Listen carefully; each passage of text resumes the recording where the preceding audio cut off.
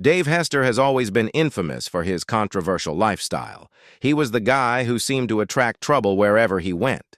But what most people didn't realize was that behind the scenes of Storage Wars, Dave was stirring up major chaos. In this video, we're diving deep into everything about Storage Wars, Dave Hester's hidden scandals, and how his divisive personality almost destroyed the show.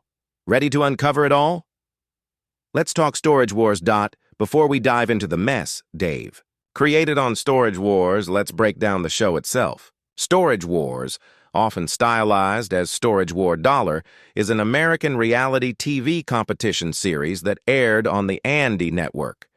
It premiered on December 1st, 2010, and quickly built a massive fan base, leading to more seasons.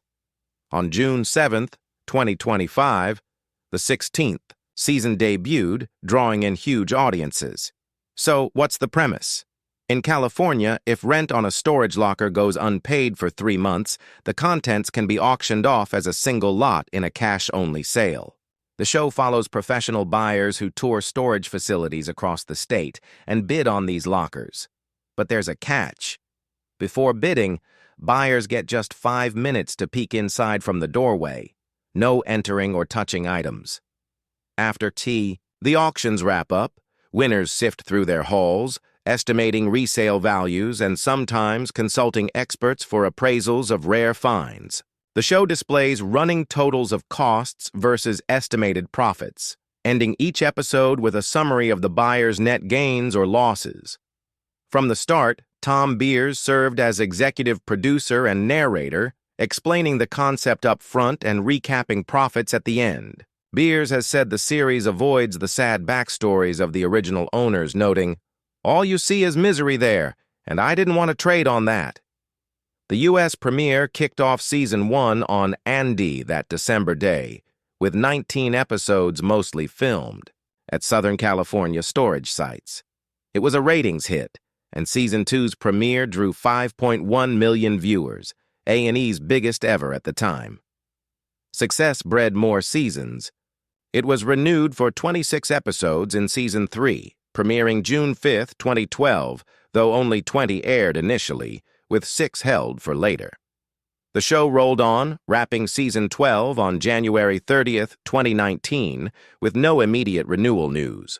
Then, surprisingly, Season 13 was announced in March 2021 and premiered April 20th. Season 14 followed on November 2nd, 2021, bringing back buyer Barry Weiss after his 2013 exit in Season 4. Season 15 ran 24 episodes, ending August 15th, 2023. Then came Season 16 on June 7th, 2025, shifting to an hour-long format and featuring Dave Hester's return after his Season 12 absence. What drama prompted that? We'll get there. First, meet some key Storage Wars buyers. Topping the list is Dave Hester, a.k.a. The Mogul. He appeared in Seasons 1, 3, 5, 12, and returned for 16. Early on, he ran Newport Consignment Gallery in Costa, Mesa, California, and Rags to Riches thrift store, which closed in June 2011. He then launched Dave Hester Auctions.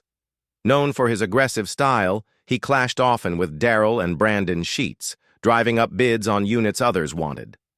His son, Dave Jr., sometimes joined him. Dave's signature bid call, a loud Yuuup, so iconic he branded it on trucks, shirts, and hats. It stemmed from his days as a bid spotter in auctions. In December 2012, he was fired and sued the producers for wrongful termination, but the case was dismissed. He skipped Season 4 but returned for 5. Next up, Daryl Sheets, the gambler in Seasons 1, 15.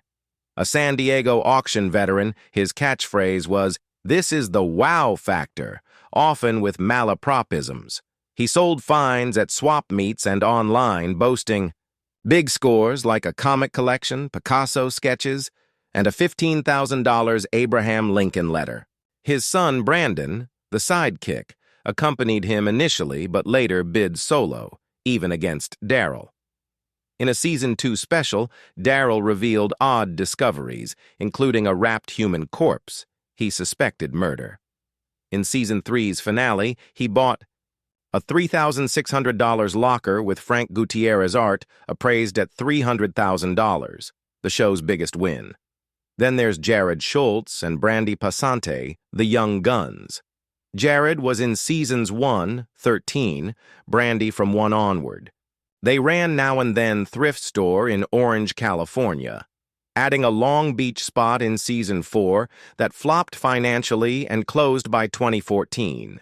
Their Orange store shut in 2016. A 2014 special and spin-off, Brandy and Jared, Married to the Job, highlighted their business kid balance, though they never married. They have kids, Cameron and Peyton. By Season 13, they'd split but bid separately. Barry Weiss, the collector, featured in Seasons 1, 4, and 14, 15. A retired produce mogul, he joined via pal Tom Beers. He left after Season 4 for spin-off Buried Treasure in 2014. Fun facts: he's Jesse James's godfather and Sherwood Valley Casino's ambassador. Ivy Calvin, the king, joined mid-Season 3 post-Dave's exit, becoming main in 5. Ex-MMA fighter and arena footballer, he owns Grandma's Attic in Palmdale. His son, Ivy Jr., helps. He buddies with Mary Padian, his BFF. Renee and Casey Nazoda. The Bargain Hunters entered Season 4, main in 5. German-born Renee owned Bargain Hunters thrift store in Poway until 2021. Casey appeared less from Season 11. They have 1 kid. Mary Padian, the Junk Queen, from Seasons 5, 13, crossed from Storage Wars, Texas. She runs Mary's Finds for antiques and restorations, often shown flipping items. In Season 12, she teamed with Jenny Grumbles. She guested in Season 13's opener. Kenny Crossley joined full-time in Season 10 after recurring in 2, 4. Ex-New Orleans sheriff's deputy turned L.A. storage manager, he allied with Barry after helping with a locker. He sells pralines and runs a Kenny Do-It clothing line, wearing it on Air. How was Storage Wars received? Critically mixed. Mark McNamara of the L.A. Times called it strangely uplifting, like hope in abandoned units. Neil Genslinger of The New York Times deemed it an entertaining genre edition. But Brian Lowry of Variety said it should have been left in storage. Troy Patterson of Slate called it trash TV, yet magnetic. Ellen Gray of Philly Daily News advised steering clear if inquisitive. Ratings-wise, Season 1 premiered to 2.1 million, averaging 2.4 million, A&E's top 2010 nonfiction. Season 2's back-to-back premiere hit 5.1 million, beating NBC and ABC shows.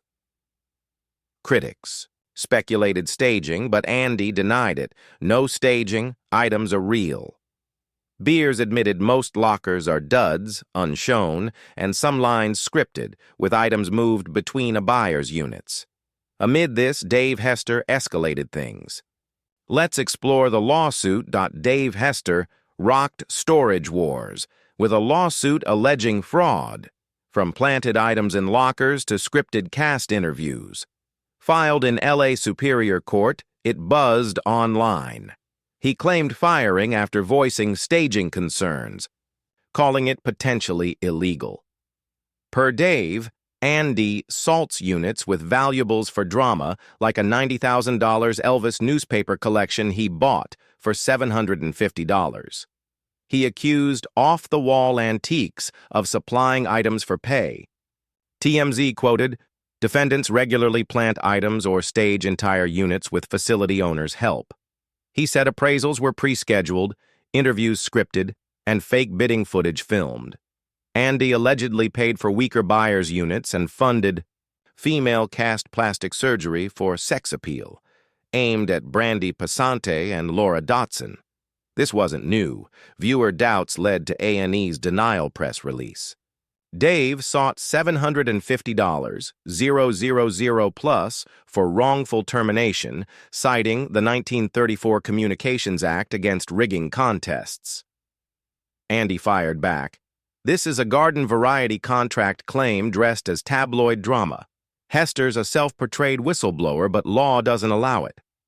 They said Dave misused trademarks like Storage Warrior, demanded renegotiation, then raised authenticity issues. And he noted he participated in the fraud he decried. They filed an anti-SLAPP motion, arguing free speech protection, shifting burden to Dave. The DUI incident added fuel. Dave's troublemaker rep sparked rumors, and reporters pounced on his 2005 DUI arrest. Posted on A&E's site, it required community service at a thrift store, sparking his business interest post-punishment. Health woes hit too. In 2018, Season 12, a hemorrhagic stroke and sleep apnea diagnosis forced a 2018 to 2024 TV hiatus for recovery. He returned in Season 16, boosting his image. But another lawsuit loomed. He nearly lost a $12,000 unit when Public Storage voided the sale due to a glitch. The prior owner had paid up. California's appeals court sided against him, upholding the null and void clause. Brandy Passante countered Dave's claims on The Happening Now with Hammer Podcast, saying some storage firms, like Public Storage, refused filming as bad business. No one wants to highlight auctions. She affirmed units are 100% real, no plants or insider info. It's not a get-rich-quick hunt. Most are duds cut for boringness. Viewers miss the full scope. What do you think of Dave Hester? Did he overstep suing Storage Wars? Is the show fake? Drop thoughts in comments. Like, share, subscribe, and check other videos on screen before leaving.